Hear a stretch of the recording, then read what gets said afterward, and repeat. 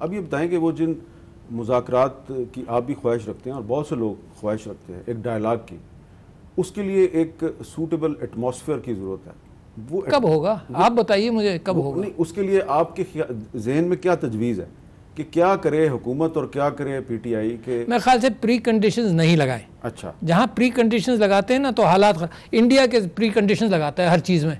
حالانکہ شملہ معاہدے میں طے ہوا کہ بائی لیٹرل کریں گے ہر چیز میں. جب آپ اس کے پاس جائیں کہتے نہیں جی پہلے یہ کرو، پہلے یہ کرو. کتنے سال ہو گئے شملہ کو؟ 1973 میں ہوا تھا.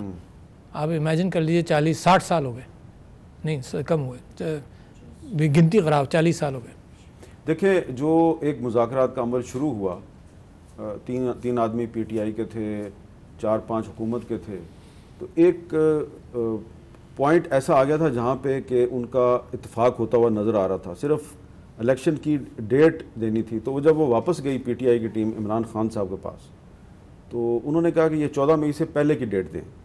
14 مئی سے پہلے آپ اسمبلی ڈیزالو کریں گے تو پھر کسی ڈیٹ پہ اتفاق ہوگا. تو کیا وہاں سے دوبارہ شروع ہو؟ کہاں سے دوبارہ شروع ہو؟ میرے خیال سے یہ ٹرسٹ فیکٹر مسنگ ہے نا. یہ ان مذاکرات کے اندر بھی میں وہ آدمی ہوں جو سب کو مشورہ دیتا تھا کہ یار جو ڈیٹ مل رہی ہے پکڑ لو، جو آپس میں ڈیٹ طے کر رہے ہیں سیاستدان پکڑ لیں اس ڈیٹ کو. That was my honest advice to everybody. ابھی تک عمران خان صاحب نے 9 مئی کے واقعات کی کھل کے مذمت نہیں کی. یہ ان سے پوچھیے گا، کرنا چاہیے ان کو. کرنا چاہیے نا.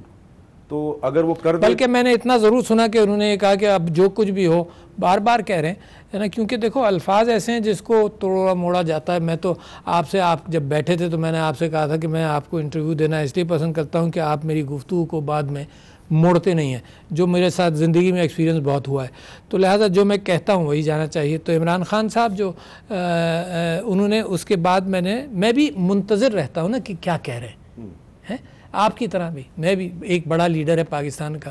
تو انہوں نے یہ بھی کہا کہ جی مجھے کچھ بھی ہو جائے تم پرامن رہنا، ایسے بھی کہا. تو پھر دیکھو جب ماحول صحیح کرنا ہوتا ہے تو کسی کی اچھے کلیم کو پکڑ لیتے ہیں، برے کلیم کو نہیں پکڑتے کہ تم نے 3 سال پہلے مجھے بھی پکڑوایا تھا، ہے نا. اچھے کلیم کو پکڑ لیں، کیوں جب جوڑنا ہوتا ہے تو پھر you have to do that.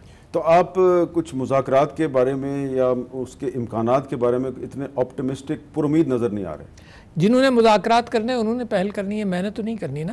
یعنی حکومت نے کرنی ہے مذاکرات. پہلے آپ سے جب پچھلی دفعہ بات ہوئی تھی تو آپ یہ کہہ رہے تھے کہ بطور صدر مملکت میں اس میں پوری کوشش کروں گا. تو اب آپ سمجھتے ہیں کہ اب آپ کا کوئی کردار جو ہے اس کا چانس ختم ہو گیا؟ نہیں، کوشش تو میں کر ہی رہا ہوں، کوشش میں کرتا رہتا ہوں. مگر یہ کہ جتنی دوریاں، جتنی نفرت پھیلتی ہے، اچھا نفرت بڑی انڈیجنس ہے انسان میں. یعنی جب لوگوں میں نفاق پیدا ہوتا ہے تو چاہے وہ بکنگم پیلس ہو، چاہے وہ پاکستان ہو، ہر جگہ بھائی بھائی میں نفاق ہوتا ہے. اور نفرتیں پھر اتنی بڑھتی ہیں. آپ روزانہ خبریں پڑھتے ہوں گے کہ جی اس نے اپنے گھر میں اتنے لوگوں کو مار دیا دشمنی میں. یہ تو روزانہ کی کیفیات ہیں. غصے جو لالی اترتی ہے نا آنکھوں میں، اس سے نکلنا اس نے میری اتنی انسلٹ کی ہے کہ میں اس کو زندہ نہیں چھوڑوں گا. اس سے نکلنا مشکل ہے. بڑی لیڈرشپ ہوتی ہے. میں اپنے مضمون نے لکھا اور بڑی میں نے تعریف کی اور میں بڑا امپریسڈ ہوں کہ محمد بن سلمان صاحب ہز ہائنس، انہوں نے جو ٹوٹل ٹرن اراؤنڈ کیا، کئی دہائیوں کی دشمنیوں کو ختم کیا ہے. یہ بڑے لیڈر ہوتے ہیں. یہ میں نے اپنے مضمون میں بھی لکھا اور آپ کے سامنے انکشاف کرتا ہوں کہ یہ آسان کام نہیں ہے. جو آپ دیکھیں جو شیعہ سنی منافرتیں مڈل ایسٹ کے اندر بڑھ گئی تھیں، اس کو ایک سٹروک آف دا پین سے انہوں نے ہینڈل کیا ہے.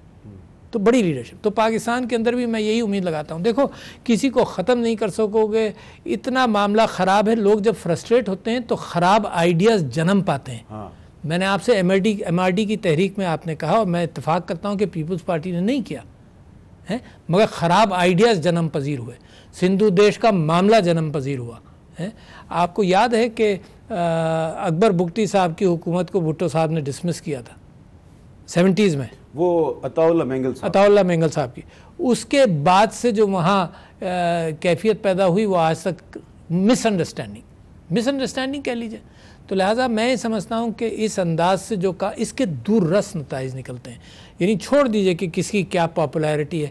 کسی بھی طبقے کے ساتھ اگر آپ ڈپریویشن کریں گے، مائنس دس مائنس دیٹ، تو معاملہ خراب ہی رہتا ہے. تو میں سمجھتا 2-3 چیزیں سلور لائننگ ہیں. میں تو خواجہ آصف صاحب کی گفتگو کے اندر آپ کے ساتھ بھی بات کر رہے تھے اور بھی میں تلاش کرتا ہوں سلور لائننگ پکڑوں، خود عادتاً آپٹمسٹ ہوں. تو سلور لائننگ کیا تھی کہ ان لوگوں نے یہ کہا، سیاستدان یہ کہہ رہے ہیں کہ جی ایمرجنسی کا کوئی چانس نہیں، اچھی بات. دوسرے وہ کہتے ہیں انتخابات وقت پر ہوں گے، جو اپنا ٹائم ہے اس میں ہوں گے، یہ بھی اچھی بات ہے. یہ 2 سلور لائننگز ہیں. تیسری جو مجھے افسوس ہوا، یہ جس انداز سے پولیس نے ہیومن رائٹس کے ساتھ حشر کیا، یہ تو آپ بھی جانتے ہیں، مطلب اس میں 2 رائے نہیں ہے. حکومت کے لوگ بھی یہ کہیں گے کہ کہیں کہیں یہ زیادتی ہوئی، کہیں کہیں وہ کہیں گے، کچھ کہیں گے بہت زیادہ ہوئی، ٹھیک ہے نا، جو عورتوں کے ساتھ، بچوں کے ساتھ. تو میں آپ سے یہ کہہ رہا ہوں کہ آپ سب چیزیں بھول گئے دنیا کی. اس وقت آپ کا ہیومن رائٹس کے اعتبار سے دنیا دیکھ رہی ہے اور آپ کا GSP+ آنے والا ہے، تو اس کے اثرات مرتب نہیں ہوں گے کیا باہر بھی؟ یہ آپ نے انتہائی امپورٹنٹ وارننگ دے دی ہے بڑے ہی نرم الفاظ میں. یہ بات اتنی سادہ نہیں ہے جتنی سادہ آپ نے بیان کی ہے، یہ اس سے بہت زیادہ کمپلیکیٹڈ ہے اور یہ آنے والے 1 مہینے میں آپ کو پتہ چل جائے گا.